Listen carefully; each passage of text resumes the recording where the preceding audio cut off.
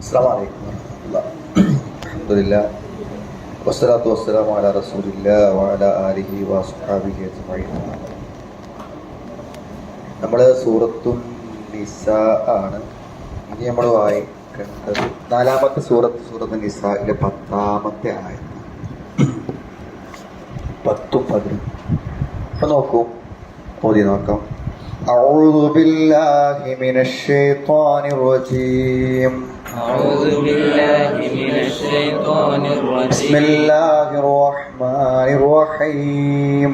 بسم الله الرحمن الرحيم. إن الذين يأكلون أموال اليتامى ظلما إن الذين يأكلون أموال اليتامى ظلما يأكلون أموال اليتامى ظلما إنما يأكلون في بطونهم نارا يأكلون أموال اليتامى ظلما إنما يأكلون في بطونهم نارا إنما يأكلون في بطونهم نارا وسيصلون سعيرا إنما يأكلون في بطونهم نارا وسيصلون سعيرا. يوصيكم الله في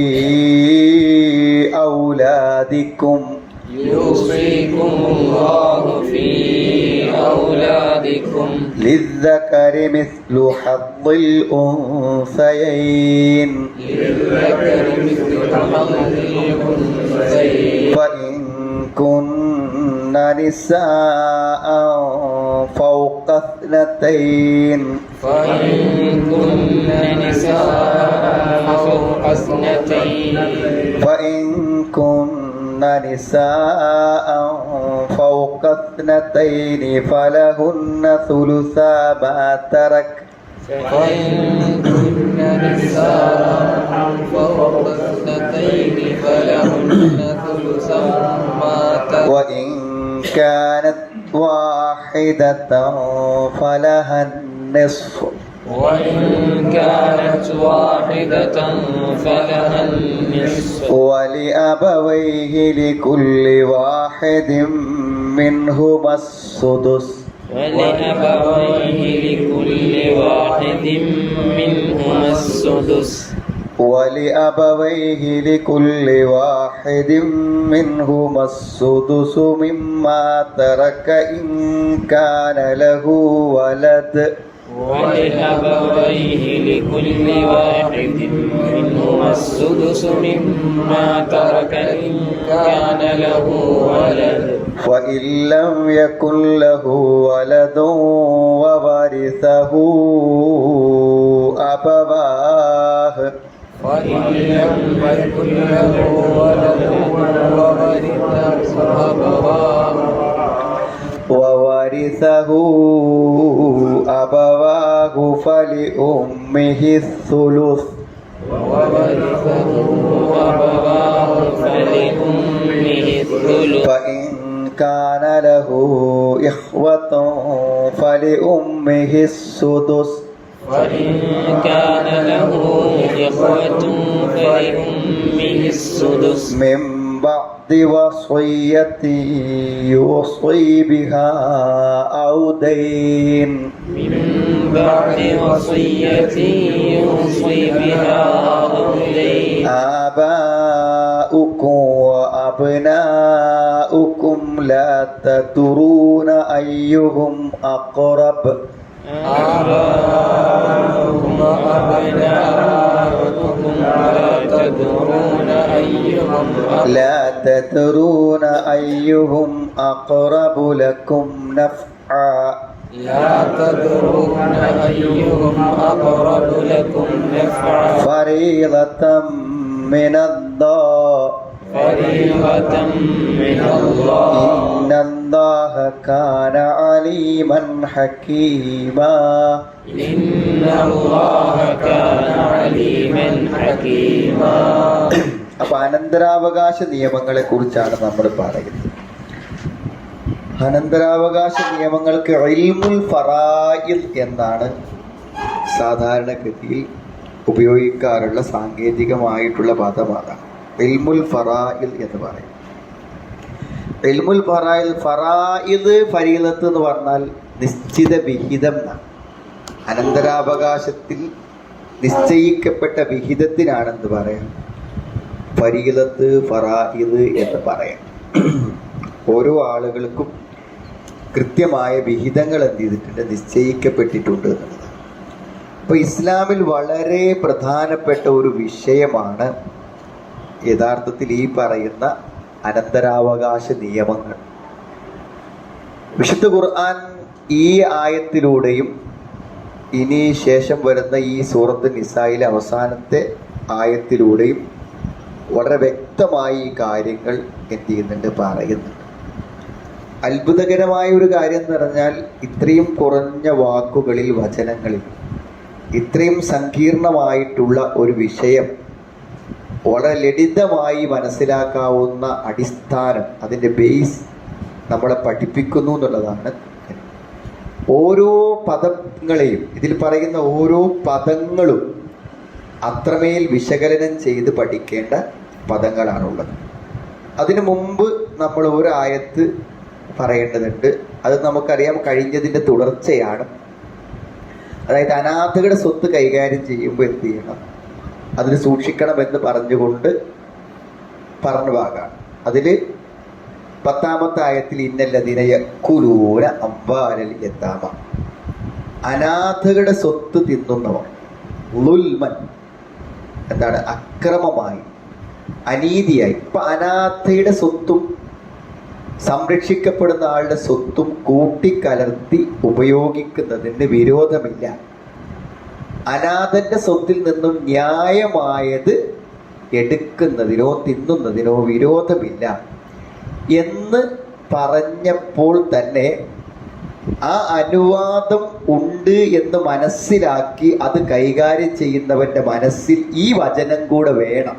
ഏത് വചനം? ഇന്നല്ലദീന യഅ്കുലൂന അംവാലൽ യതാമ ദുൽമൻ, അനീതിയായി അക്രമമായി അനാഥന്റെ സ്വത്ത് തിന്നുന്നവർ ഇന്നമാ യഅ്കുലൂന ഫീ ബുതൂനിഹിം നാറ, അവർ അവരുടെ വയറുകളിൽ തിന്നുന്നത് എന്താണ്? നാറൻ, തീയിനെയാണ് എന്നാണ്. അപ്പൊ തീയാണ് അവർ ഭക്ഷിക്കുന്നത് എന്ന് അവർക്ക് എന്ത് ചെയ്യണം, ഓർമ്മ വേണം എന്നാണ്. അതാണ് അവരുടെ വയറുകളിൽ അവർ തിന്ന് നിറക്കുന്നത് അഗ്നിയാകുന്നു, തീയാകും. അപ്പൊ അന്യായമായി അനാഥന്റെ സ്വത്ത് എന്തെങ്കിലും എൻ്റെ ഉള്ളിൽപ്പെട്ടാൽ അത് ഞാൻ തീ തിന്നുന്നത് പോലെയാണ് എന്ന് ഓർമ്മപ്പെടുത്തുകയാണ്. പിന്നെ പറയുന്നത് വസയസ്ലൗന സഈറ, മാത്രമല്ല കത്തിച്ചൊലിക്കുന്ന. സഈർ എന്ന് പറഞ്ഞാൽ എന്താണ്? ശരിക്കും നാറൻ മുഹർരിഖത്തൻ, കരിച്ച് കളയുന്ന അഗ്നിയാണ്. അതല്ലെങ്കിൽ കത്തുന്ന, എപ്പോഴും ജ്വലിച്ചു നിൽക്കുന്ന അഗ്നിയാണ് സഈർ. അപ്പൊ ആ കത്തി കരിഞ്ഞുകൊണ്ടിരിക്കുന്ന, ജ്വലിച്ചുകൊണ്ടിരിക്കുന്ന നരകത്തിൽ അവരെത്തിയും പ്രവേശിക്കും എന്നാണ്. ഒരു തെറ്റ് പറഞ്ഞിട്ട് ഇങ്ങനെ ഒരു പ്രയോഗം, നരകത്തിൽ അവരെന്ത് ചെയ്യും, കത്തിജ്വലിക്കുന്ന നരകത്തിൽ പോകും എന്നതിനോട് ചേർത്ത് ഒരു തെറ്റിനെ കുറിച്ച് പറയുകയാണെങ്കിൽ വഹാദ അഅ്ലമു വഈദ്, അത് ഏറ്റവും വലിയ താക്കീതാണ്. വറദ ഫി ദുനൂബ്, തെറ്റുകളെ കുറിച്ചുള്ള താക്കീതുകളിൽ ഏറ്റവും വലിയ താക്കീതാണ് ഒരു തെറ്റ് പറഞ്ഞിട്ട് നരകം പറയാൻ. കൊലപാതകം, ശിർക്ക്, വ്യഭിചാരം, ഇതൊക്കെ പറഞ്ഞിട്ട് അല്ലാഹ് പറയുന്നുണ്ട് വമയ്യഫ്അൽ ദാലിക യൽഖ അസാമ യുളാഅഫു ലഹുൽ അദാബു യൗമൽ ഖിയാമ വയഖ്ലുദു ഫീഹി മുഹാന. രണ്ട് കാര്യം പറയണ്ട. ഒന്ന്, ശിക്ഷ ഇരട്ടിപ്പിച്ചുകൊണ്ടിരിക്കും, അവൻ അപമാനിതനായി നരകത്തിൽ ശാശ്വതമായി ജീവിക്കേണ്ടി വരും. അപ്പൊ നരകത്തോട് ചേർത്ത് പറയുന്ന തെറ്റുകൾ ഏറ്റവും ഭയാനകമായ തെറ്റാണ്. അപ്പോൾ ഒരു നിലക്കും നമ്മുടെ വയറ്റിൽ പെട്ടുപോകാൻ പറ്റാത്തതാണ് ഏത്? അനാഥകളുടെ സ്വത്ത് എന്ന് പറഞ്ഞാൽ. അതെപ്പോഴും ശ്രദ്ധിക്കണം. ഈ വസിയ്യത്ത് പറഞ്ഞിട്ടും നമ്മുടെ സഹോദര മക്കൾക്ക്, പേരക്കുട്ടികൾക്ക് സ്വത്ത് നൽകാതെ, അല്ലെങ്കിൽ അവർക്ക് നൽകേണ്ടത് നൽകാതെ കൈവശപ്പെടുത്തി വെക്കുന്നവരെ കൊണ്ട് ഏതാവട്ടെ. ഇനിയിപ്പോൾ ഒരു അനാഥാലയം നടത്തുമ്പോൾ അനാഥക്കെന്ന് പറഞ്ഞ് പിരിച്ച സ്വത്ത് കൈകാര്യം ചെയ്യുന്നതിൽ അപാകത സംഭവിച്ചാലും എല്ലാം ഇതിൽ പെടുന്ന കാര്യങ്ങളാണ്. ഗൗരവത്തോടെ കാണേണ്ട തെറ്റാണ്. അത് ഈ ആയത്തും കൂടി മനസ്സിലുണ്ടായും കൊണ്ടാണ് അനാഥൻ്റെത് തിന്നേണ്ടതും അനാഥയുടെ സ്വത്തുമായി നമ്മുടെ സ്വത്ത് കൂട്ടിക്കലർത്തുമ്പോഴൊക്കെ ഈ ആയത്തും കൂടെ ഓർമ്മ വേണം. ഇനി നോക്കൂ, നിങ്ങൾ പറയുന്നത് അടുത്തത് യൂസീകുമുല്ലാഹു ഫീ ഔലാദിക്കും. അപ്പൊ യൂസീകുമുല്ലാഹു അനന്തരാവകാശ നിയമങ്ങളുടെ പ്രാധാന്യം മനസ്സിലാക്കാൻ ഈ ഒരു വാക്ക് മതി. യൂസീക്കും എന്ന് പറയുന്ന നിങ്ങളോട് വസിയ്യത്ത് ചെയ്യുന്നു.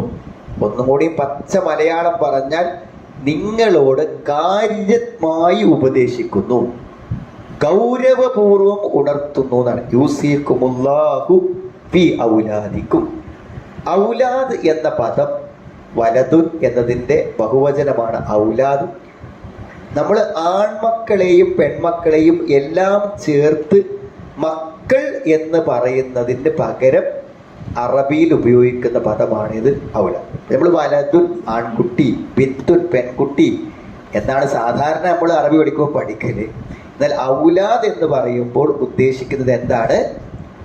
മക്കൾ, ആണും പെണ്ണും അടങ്ങുന്ന മക്കൾ. ഇനി പെണ്ണുങ്ങൾ മാത്രമായാലും ആണുങ്ങൾ മാത്രമായാലും ഒക്കെ മക്കൾ എന്ന അർത്ഥത്തിൽ എന്തുപയോഗിക്കും? ഔലാദ്. നിങ്ങളുടെ മക്കളുടെ കാര്യത്തിൽ അള്ളാഹു നിങ്ങളെ ഉപദേശിക്കുന്നു എന്നാണ്. ഈ മക്കളുടെ കാര്യത്തിൽ നിങ്ങൾ ഉപദേശിക്കുന്നു എന്ന് പറയുമ്പോൾ ഈ വസിയ്യത്ത് എന്നുള്ള പദം ഉപയോഗിച്ചത് കൊണ്ട് തന്നെ മക്കളുടെ കാര്യത്തിൽ എന്തുണ്ട്? വളരെ കണിശമായ ശ്രദ്ധ എന്ത് വേണം? ഒരാൾക്ക് വേണം എന്നും കൂടെ മനസ്സിലാക്കണം എന്നാണ്. അപ്പോൾ നമ്മുടെ മക്കളുടെ കാര്യം അത് വളരെ ഗൗരവത്തോടുകൂടെ കാണുക. അവരെ വളർത്തുന്ന കാര്യമായാലും തെർബിയത്തിൻ്റെ കാര്യമായാലും അവരെ നരകത്ത് രക്ഷിക്കുന്ന കാര്യമാണെങ്കിലും ഒക്കെ എന്ത് ചെയ്യണം?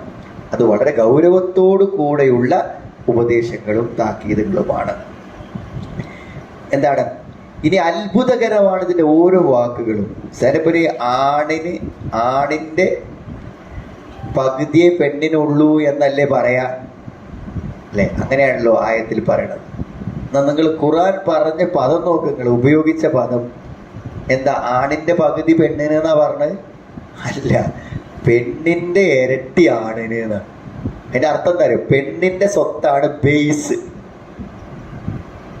പെണ്ണിൻ്റെ സ്വത്തുമ്മ വെച്ചിട്ടാണ് ആണിൻ്റെ വിഹിതം പറഞ്ഞത്. ഇതെന്തുകൊണ്ടാ വെച്ചാൽ നേരത്തെ നമ്മൾ പറഞ്ഞു ജാഹിലിയ കാലത്ത് മൂത്തൊരു ആൺകുട്ടിക്ക് കിട്ടുള്ളൂ, ചെറിയ ആൺകുട്ടി കിട്ടൂല, പെണ്ണുങ്ങൾക്ക് ഏതായാലും കിട്ടൂല. പെണ്ണിന് സ്വത്തുണ്ട് എന്ന് സ്ഥാപിച്ചിട്ട് അതുമ്മ വെച്ചിട്ടാണ് ആണിൻ്റെ അളവ് പറയണത്. ഇതൊന്നും ഈ പറയുന്ന ആൾക്കാർ പറയില്ല. ശരി, നമ്മൾ ഈ ആയത്തിൻ്റെ അവസാനത്തിൽ പറയുന്ന പദപ്രയോഗം എന്താ വെച്ചാൽ നമ്മുടെ ദീനിയായ കാര്യങ്ങളിൽ നിങ്ങൾ എപ്പോഴും ശ്രദ്ധിക്കണേ. ഞാൻ പല വർഷം ആവർത്തിച്ച് ഞാൻ പറഞ്ഞാണ്, എന്തെങ്കിലും ഖുർആനിലോ ഹദീസിലോ വന്ന ഒരു കാര്യം നമുക്ക് മനസ്സിലാകാതെ വന്നാൽ നമ്മൾ ചിന്തിക്കേണ്ടത് എന്തോ അതിലൊരു കുഴപ്പമുണ്ട് എന്നല്ല, അതിലെന്തോ ഒരു മനസ്സിലാകായ്മ എനിക്കുണ്ട് എന്നാ മനസ്സിലാക്കണം. തിരിച്ച് മനസ്സിലാക്കിയാൽ എന്താ വെച്ചാൽ നമ്മുടെ ഈമാൻ പോയി. കാരണം ഇതിൽ കുഴപ്പമുണ്ടാവില്ല. അതാണ് അവസാനത്തിൽ പറയുന്നത്. എന്താ പറയണത്? ഇന്നല്ലാഹ കാന അലീമൻ ഹക്കീമ. തീർച്ചയായും അള്ളാഹു സർവജ്ഞനും അഗാധജ്ഞനും. പടച്ചവന് പേക്കൂല, പടച്ചവൻ ഒരിക്കലും എന്താവൂല, ആരെങ്കിലും തെറ്റൂല. നമ്മൾ മനസ്സിലാക്കും, അള്ളാഹുവിന് ഒരിക്കലും തെറ്റൂല. അപ്പൊ അള്ളാഹ് പറഞ്ഞിട്ടുണ്ടോ അതാണ് ശരി. എന്തെങ്കിലും നിലക്ക് നമുക്കതിലൊരു മനസ്സിലാകായ്മ ഉണ്ടെങ്കിൽ നമ്മൾ മനസ്സിലാക്കേണ്ടത് നമുക്ക് മനസ്സിലാകാഞ്ഞിട്ടാണ് എന്ന് നമ്മൾ എന്ത് ചെയ്യണം? മനസ്സിലാക്കണം. അപ്പൊ ലിദ്ദക്കരി പുരുഷനുണ്ട്, മിഥ്ലു ഹദ്ദിൽ ഉൻസയൈനി. എന്താണ്? ആണിന് രണ്ടു പെണ്ണിന്റെ ഓഹരിക്ക് തുല്യമായതുണ്ട്. ആണിന് രണ്ട് പെണ്ണിന്റെ ഓഹരിക്ക് തുല്യമായതുണ്ട്. ഇപ്പൊ പെണ്ണിന്റെ സ്വത്തിനെ മാനദണ്ഡമാക്കിയിട്ടാണ് ആണിൻ്റെത് പറയുന്നത്. ഈ പെണ്ണിന് കുറച്ചു, ആണിന് അത് കൊടുക്കായിരുന്നില്ലേ എന്ന് പറയണം. അപ്പൊ അവിടെ നമ്മൾ മനസ്സിലാക്കേണ്ട ഒരു കാര്യം, ഒരാണിന്റെ സംരക്ഷണമാണ് ഒരു പെണ്ണിന് എല്ലാ സന്ദർഭത്തിലും എന്താണ് വേണ്ടത്.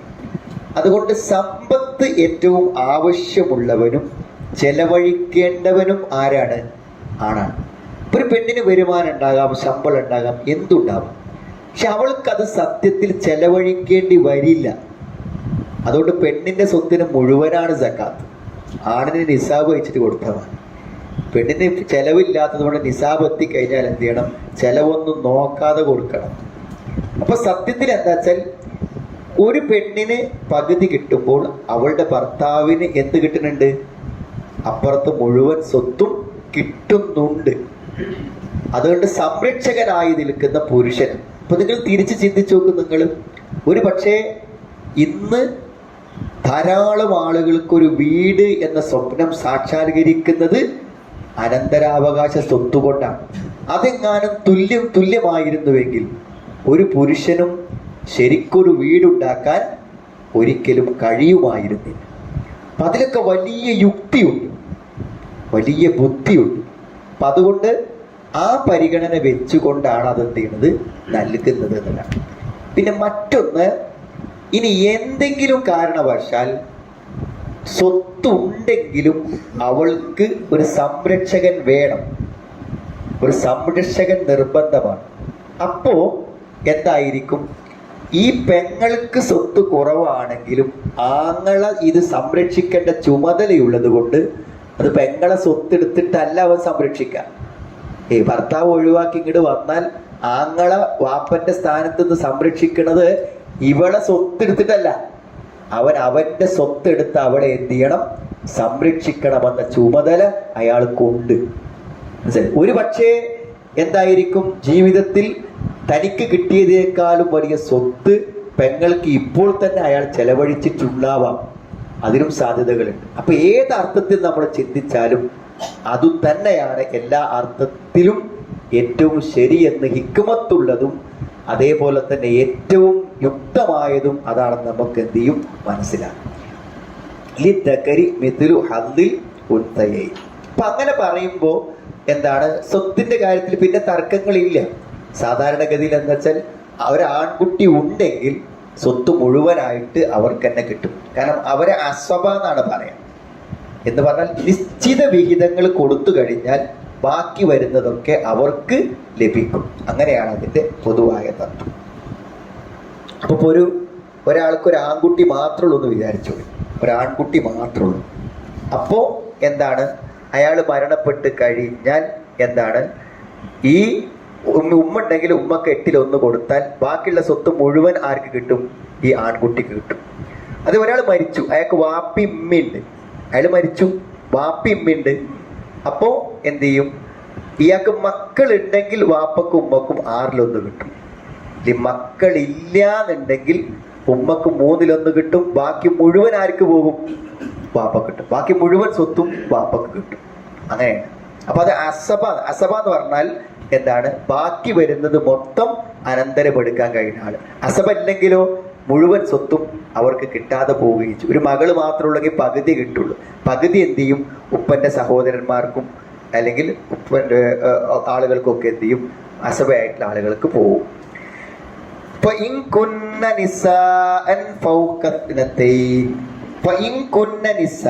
ഇനി മക്കള് ഒരാൾ മരിച്ചു. അപ്പൊ ഇവിടെ അനന്തരാവകാശത്തെ കുറിച്ച് പറയുമ്പോൾ നമ്മൾ എപ്പോഴും ചിന്തിക്കേണ്ട കാര്യം എന്താ വെച്ചാൽ, വാപ്പ എന്ന് പറയുമ്പോൾ മരിച്ച ആളെ വാപ്പ, ഭാര്യ എന്ന് പറയുമ്പോൾ മരിച്ച ആളെ ഭാര്യ, മകൻ എന്ന് പറയുമ്പോൾ മരിച്ച ആളെ മകൻ. അങ്ങനെ നമ്മൾ മനസ്സിലാക്കണം.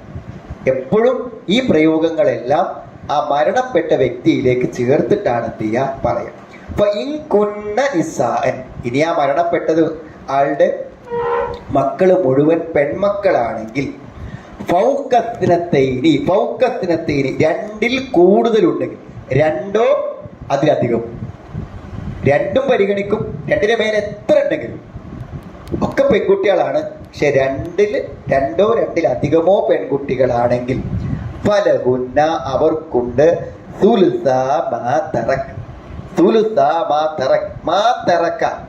അയാൾ ഇട്ടേച്ച് പോയതിന്റെ ആ സ്വത്തിന്റെ എന്താണുള്ളത്? സുലുസ, 3/2. ഈ 3/2, 6/1, 8/1, പകുതി എന്നൊക്കെ പറയുമ്പോൾ അത് മൊത്തം സ്വത്തിൻ്റെയാണ് കണക്കാക്കുക. അപ്പോൾ ഒരു പെൺകുട്ടിക്ക് പകുതി ഉണ്ട് എന്ന് പറഞ്ഞാൽ ആ മൊത്തം 1 ഏക്കർ സ്വത്താണെങ്കിൽ 1/2 ഏക്കർ അവൾക്കുണ്ട്. അത് കഴിച്ചിട്ടല്ല, പിന്നെ അവിടെ ഉമ്മക്ക് 8/1 ഉണ്ട് എന്ന് പറഞ്ഞാൽ എന്തുണ്ടാവും? ആ മൊത്തം സ്വത്തിന്റെ 8/1 തന്നെയാണ് ആർക്ക് കണക്കാക്കുക? അപ്പൊ അങ്ങനെ പറയുമ്പോൾ എന്ത് ചെയ്യണം? ആകെ സ്വത്തിന്റെ 8/1, ആകെ സ്വത്തിന്റെ പകുതി, ആകെ സ്വത്തിന്റെ 3/2 എന്ന നിലക്കാണ് കണക്കിലാണ്. അപ്പൊ ആ പെൺകുട്ടികൾക്ക് മൊത്തം 3/2 കിട്ടും. 3/1 ബാക്കിയാവും. 3/1 ബാക്കിയാവും. അതെന്ത് ചെയ്യും? ഈ മരണപ്പെട്ട വ്യക്തിയുടെ സഹോദരങ്ങൾക്കോ പിതാവ് ഉണ്ടെങ്കിൽ പിതാവിനോ ഒക്കെ എന്ത് ചെയ്യും? കിട്ടും. ബാക്കിയുള്ള ആളുകളിലേക്ക് അത് പോകുന്ന എന്താണ്? ഒരു സംരക്ഷകനെ നിലനിർത്തിക്കൊണ്ടാണ് സ്വത്ത് വിഹിതം ചെയ്യപ്പെടുന്നത്. ഏത് സമയത്തും ഈ പെൺകുട്ടികൾക്ക് ഒരു രക്ഷാധികാരിയായിട്ട് ഉണ്ടായിരിക്കും ഒരാൾ. കാരണം അനന്തരാവകാശം എടുക്കുന്നതോടുകൂടെ അവരവരുടെ ഏറ്റവും അടുത്തത് അനന്തരാവകാശത്തിൽ എപ്പോഴും പരിഗണിക്കുക ബന്ധമാണ് പരിഗണിക്കുക. ഒരാളുടെ ദാരിദ്ര്യമോ പട്ടിണിയോ ഒന്നുമല്ല പരിഗണിക്കുക, മരിച്ച വ്യക്തിയുമായുള്ള അയാളുടെ സാമീപ്യം. അതുകൊണ്ടാണ് മകനുണ്ടെങ്കിൽ പേരക്കുട്ടി കിട്ടാത്തത്. കാരണം മകനേക്കാളും അടുത്തവനല്ല ആര്? അപ്പൊ മകൻ ഉണ്ടായതോടുകൂടെ പേരക്കുട്ടിയുടെ സ്വത്ത് എന്ത് ചെയ്തു? തടസ്സപ്പെട്ടു. കാരണം പേരക്കുട്ടിയേക്കാളും അടുത്ത ഒരാൾ ഉണ്ടായില്ലേ? ഉണ്ടാവുന്നതോടുകൂടെ പിന്നെ പേരക്കുട്ടി കിട്ടൂല. കിട്ടണമെങ്കിൽ എന്ത് ചെയ്യണം? ആദ്യം വസിയത്ത് ചെയ്യണം. വസിയത്ത് ഉണ്ടെങ്കിലേ കിട്ടുള്ളൂ. കൊടുക്കുന്നതിന് പ്രശ്നമില്ല, പക്ഷെ ഏറ്റവും അടുത്ത ആളെയാണ് എന്ത് ചെയ്യുക? പരിഗണിക്കുക. വാപ്പുണ്ടെങ്കിൽ പിന്നെ വേറെയുള്ളവർക്കൊന്നും പോവില്ല, വാപ്പന്റെ സഹോദരന്മാർക്കൊന്നും പോവില്ല. വാപ്പല്ലെങ്കിലാണ് എന്ത് ചെയ്യുക? വാപ്പുണ്ടെങ്കിൽ വാപ്പനെയാണ് പരിഗണിക്കുക. ഏറ്റവും അടുത്ത ആൾ ആരാണോ അവരെ പരിഗണിക്കും. അപ്പൊ മാ തറക്ക എന്ന് പറയുമ്പോൾ അത് വളരെ പ്രധാനപ്പെട്ടതാണ്. അനന്തരാവകാശം എന്ന നിലക്ക് കടവും വസിയത്തും ഒക്കെ കഴിഞ്ഞ് അവശേഷിക്കുന്ന സ്വത്ത്.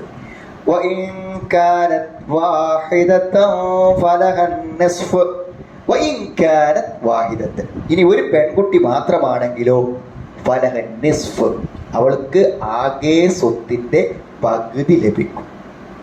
ആകെ സ്വത്തിന്റെ പകുതി അവൾക്ക് ലഭിക്കും. പകുതി ഇവരൊക്കെ മരിച്ചു പോയിട്ട് ഒരു പെണ്ണ് മാത്രം. ഇപ്പൊ ഞാൻ പല കേസിലും നമ്മൾ കാണുന്നതാണ്, ഈ സ്ത്രീകൾ എപ്പോഴും ഭർത്തൃ വീടുകളിലും ഭർത്താവിനാലും പീഡിപ്പിക്കപ്പെടാനുള്ള ഏറ്റവും വലിയൊരു കാരണം ചോദിക്കാനും പറയാനോ ആളില്ല. പല സ്ത്രീകൾ പറയും, ഞാൻ എങ്ങടാ പോവുക എന്ന് ചോദിക്കും. ഞാൻ എങ്ങട്ടാ പോവുക? നിങ്ങളൊരു കാര്യം പറഞ്ഞിരുന്ന, എനിക്കൊരു ആങ്ങളല്ല, ഞാൻ എങ്ങടാ പോവുക? ഒരു പെണ്ണിന് എപ്പോഴും പോകാനൊരിടമുണ്ടാകും. പക്ഷെ നമ്മളെന്ത് ചെയ്യൂല? സ്വത്തുക്കൾ അങ്ങനെ ആർക്കെങ്കിലും ഒന്ന് കിട്ടിപ്പോകരുതെന്ന് വിചാരിച്ചിട്ടാണ് നമ്മളെല്ലാ ഇടപാടും നടത്തുക. കൂടെ അനന്തരമെടുക്കാൻ ആളുകൾ ഉണ്ടാകുന്നത് ഇവർക്ക് എപ്പോഴും എന്താണ്? ഒരു സുരക്ഷിതത്വമാണ്. അപ്പൊ പകുതി സ്വത്ത് പോകുന്നത് പിന്നെ ഏറ്റവും അടുത്ത ആളുകൾക്കാണ്. വലി അബവൈഹി ലികുല്ലി വാഹിദിൻ മിൻഹുമസ് സുദ്സ് മിമ്മാ തറക ഇൻ കാന ലഹു വലദ്. ഒന്നിച്ച് വായിക്കണം. വലി അബവൈഹി ലികുൽ അബവൈ, ഉപ്പയും ഉമ്മയും അടങ്ങുന്ന മാതാപിതാക്കൾ. ലികുല്ലി വാഹിദിൻ മിൻഹുമസ് സുദ്സ്, ആ രണ്ടിൽ ഓരോരുത്തർക്കും 1/6 കിട്ടും. വാപ്പാക്കും 1/6 കിട്ടും, ഉമ്മാക്കും 1/6 കിട്ടും. മരിച്ച വ്യക്തിയുടെ വാപ്പയും ഉമ്മയും, ഭാര്യ അല്ല കേട്ടോ, മരിച്ച വ്യക്തിയുടെ ഉപ്പയും ഉമ്മയും. എപ്പോഴാ കിട്ടുക? ഇൻകാനലഹു വലത്, അവർക്ക് എന്താണ്? മക്കളുണ്ടെങ്കിൽ എന്ത് ചെയ്യും? 1/6 കിട്ടും. മക്കളുണ്ട്, ഈ മരിച്ച വ്യക്തിക്ക് മക്കളും ഉണ്ട്, ഉപ്പയും ഉമ്മയുണ്ട്. ഉപ്പക്കും ഉമ്മക്കും മൊത്തം സ്വത്തിന്റെ 1/6 വീതം. 1/6 ഒരാൾക്കും കിട്ടും, 1/6 വേറൊരാൾക്കും കിട്ടും എന്നാ പറ. മക്കളുണ്ടെങ്കിൽ. ഇനി ഇല്ലം യകുല്ലഹു വലദുൻ, മക്കളില്ലെങ്കിലോ? മക്കളില്ലാന്ന് വിചാരിച്ചു. മക്കളില്ലാന്നുണ്ടെങ്കിൽ പിന്നെ അനന്തരാവകാശി ആരുള്ളൂ? വാപ്പിമ്മയുള്ളൂ. അയാൾ മരിച്ചു, അയാൾക്ക് മക്കളില്ല. അപ്പൊ അയാളുടെ അനന്തരാവകാശി ആരാണ്? വാപ്പയും ഉമ്മയുമാണ്. അപ്പൊ പരിതഹു അബവാഹു, അപ്പോൾ അവനെ അനന്തരമെടുക്കുന്നത് ആരായിരിക്കും? അവന്റെ മാതാപിതാക്കൾ. അങ്ങനെ വരുമ്പോൾ വലി ഉമ്മിഹി തുലുസ്, ഉമ്മക്ക് 1/3 കിട്ടും. അപ്പൊ നമ്മൾ ഏതൊക്കെ അവസ്ഥകളിൽ ഒരാൾ മരണപ്പെട്ടാൽ ഉണ്ടാകുമോ അതിൻ്റെ എല്ലാ അവസ്ഥകളും ഇവിടെ പറയും. ഒരാൾ മരണപ്പെട്ടു, അപ്പൊ അയാൾക്ക് വാപ്പിമ്മി മാത്രമേ ഉള്ളൂ, അങ്ങനെയാണെങ്കിൽ അവർക്ക് എത്ര? അല്ലെങ്കിൽ മക്കൾ മാത്രമാണ്, ആണ് മാത്രമാണെങ്കിൽ എത്ര? ആണും പെണ്ണും ഉണ്ടെങ്കിൽ എത്ര? ഒരു പെൺകുട്ടി മാത്രമാണെങ്കിൽ എത്ര? 2 2-ലധികമോ ഉണ്ടെങ്കിൽ എത്ര? എന്ന് പറഞ്ഞാൽ ഏതൊക്കെ അവസ്ഥകളിൽ വരാമോ ആ അവസ്ഥകളെല്ലാം ഇവിടെ എന്ത് ചെയ്യുന്നുണ്ട്, പ്രതിപാദിക്കുന്നുണ്ട് എന്നില്ല. ഇനി നോക്കൂ, പിന്നെ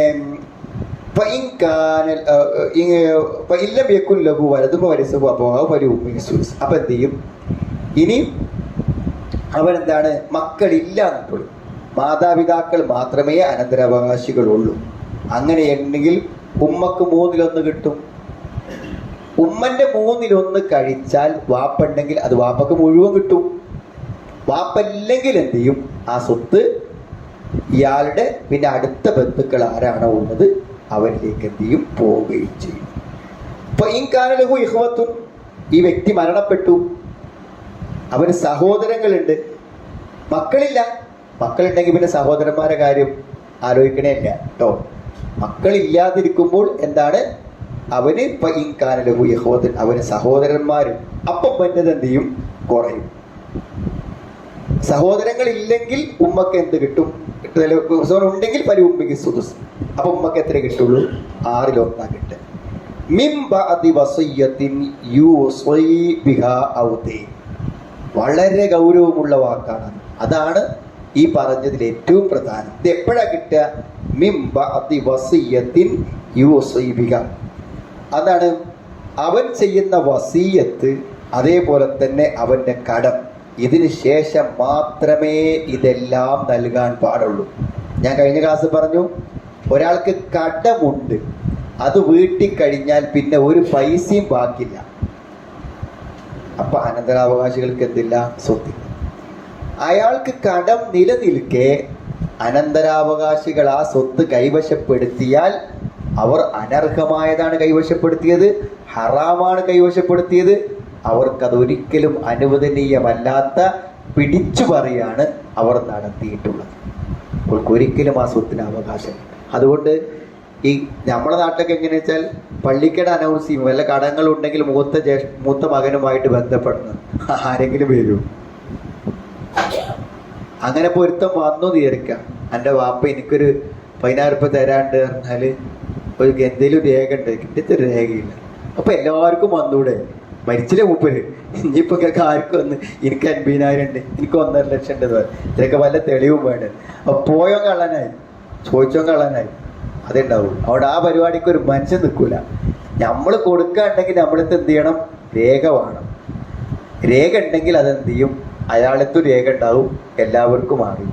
അതുകൊണ്ട് നമ്മൾ ആലോചിക്കേണ്ട ഒരു കാര്യം, നമ്മളെ കടം എവിടെയെങ്കിലുമൊക്കെ ഉണ്ടെങ്കിൽ അതൊക്കെ മരിച്ച് മക്കളെ അനൗൺസ് ചെയ്യുമ്പോൾ എല്ലാവരും വന്ന് വാങ്ങി പിടിക്കണം വിചാരിച്ച് ധൈര്യത്തിൽ ആരും മരിക്കാതെ നമ്മളത് എന്ത് ചെയ്യുക, നമ്മൾ കൊടുക്കാനുള്ളത് എഴുതി വെച്ച് കൊടുത്ത് പോണതാണ് നമുക്ക് ഏറ്റവും നല്ലത്. കാരണം കടം എന്നുള്ളത് എന്തായാലും എന്ത് ചെയ്തിട്ട്, ഹജ്ജ് ചെയ്തിട്ടും രക്തസാക്ഷിയായിട്ടും എന്ത് ചെയ്താലും പരിഹരിച്ചു പോകില്ല. അത് കൊടുക്കന്നെ വേണം. ശരി, അപ്പോൾ ഞാൻ കടക്കാരനൊന്നല്ല അറിയും, നമ്മൾ കടക്കാരനാവൂല. നമ്മളെപ്പോഴെങ്കിലും എന്താന്ന് വെച്ചാൽ ഒരാൾക്ക് കൊടുക്കാനുള്ള പൈസ എന്താണ്, 15,000 കൊടുക്കാത്തേക്ക് 14,000 കൊടുത്തുങ്ങാണ്ട് ഇനിയിപ്പോൾ 1,000 ഞാൻ അടക്ക് പിന്നെ തരാറിഞ്ഞാൽ മതി. ആ 1,000 അവിടെ കടം തന്നെയാണ്.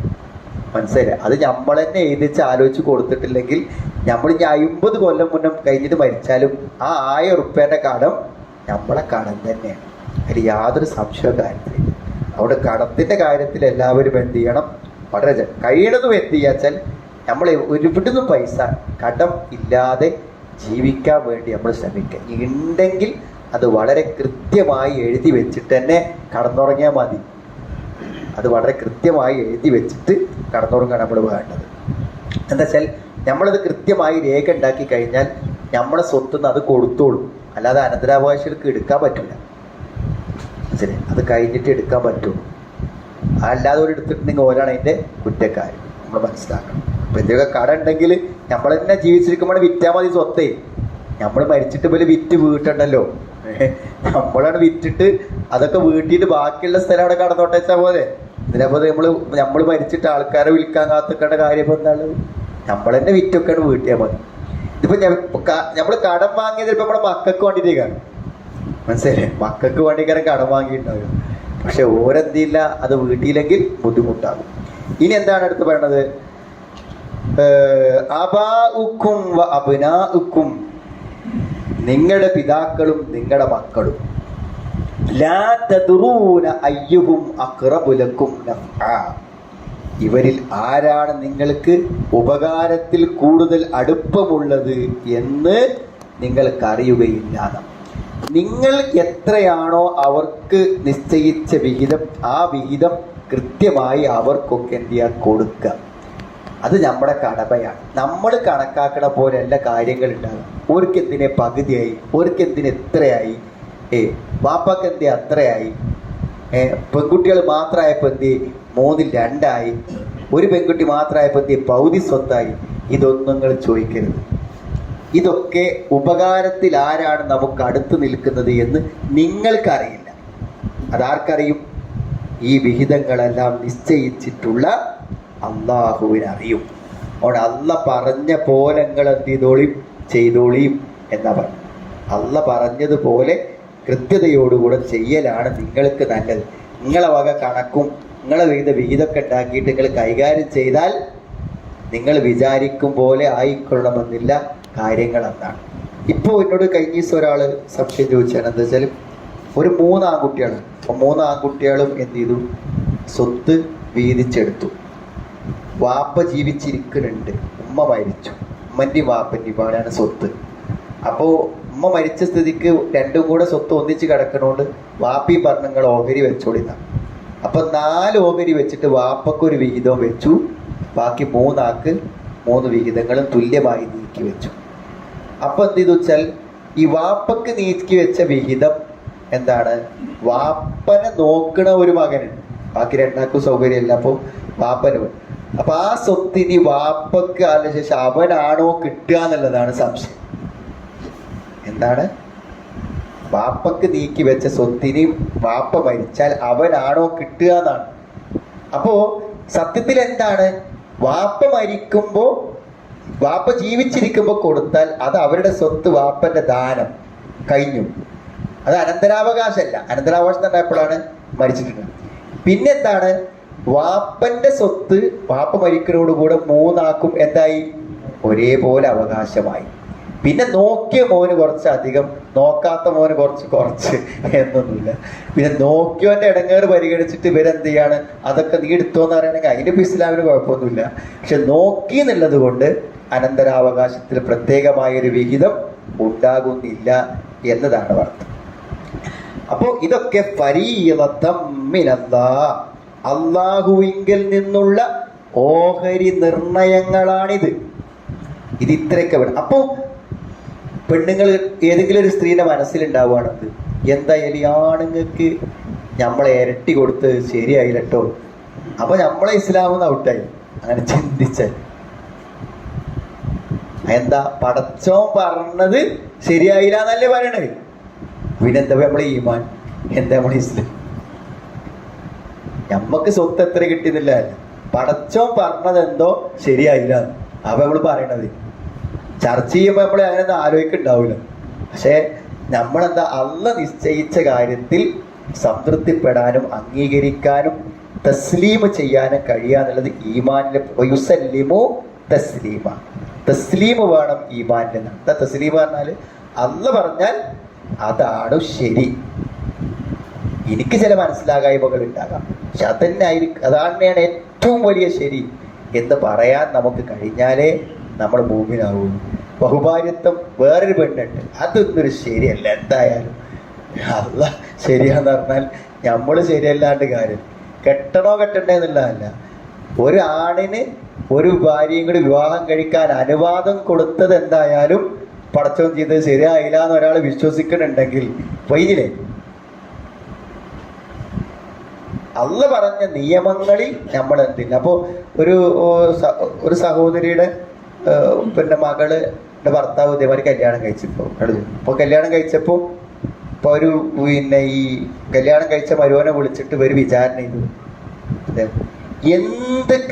എന്താണ് അനക്ക് ഇവൾക്ക് നീ കണ്ട തകരാറ്, എന്ത് കാരണം കൊണ്ടാണ് നീ വിവാഹം കഴിച്ചത്, അത് പറഞ്ഞെന്നാ എനിക്ക് പ്രശ്നമില്ല. അപ്പൊ എന്നോട് വെച്ചപ്പോൾ ഞാൻ പറഞ്ഞു, ഒരു കാരണവും ഇല്ലെങ്കിലും അയാൾക്ക് എന്ത് ചെയ്യാം, വിവാഹം കഴിക്കാം. പക്ഷേ ഒരു കുടുംബ ജീവിതത്തിൽ ചില ബുദ്ധിമുട്ടുകളും പ്രയാസങ്ങളും ഒക്കെ ഉണ്ടാകും. അതാലോചിച്ച് അയാൾക്ക് കഴിക്കാതിരിക്കുകയും ചെയ്യാം.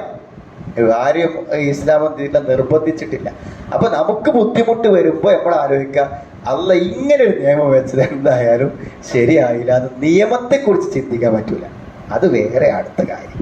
ശരി, അപ്പൊ അത് നമ്മൾ വളരെ ഗൗരവത്തിൽ ആലോചിക്കണം. ഇസ്ലാമിക നിയമങ്ങൾ അതാണ് ഏറ്റവും ശരിയെന്ന് നമ്മൾ എന്ത് ചെയ്യണം, വിശ്വസിക്കണം എന്നുള്ളതാണ് അടിസ്ഥാനപരമായ കാര്യം. ഫരീദത്തൻ മിനല്ലാഹ് ഇന്നല്ലാഹ കാന അലീമൻ ഹക്കീമ.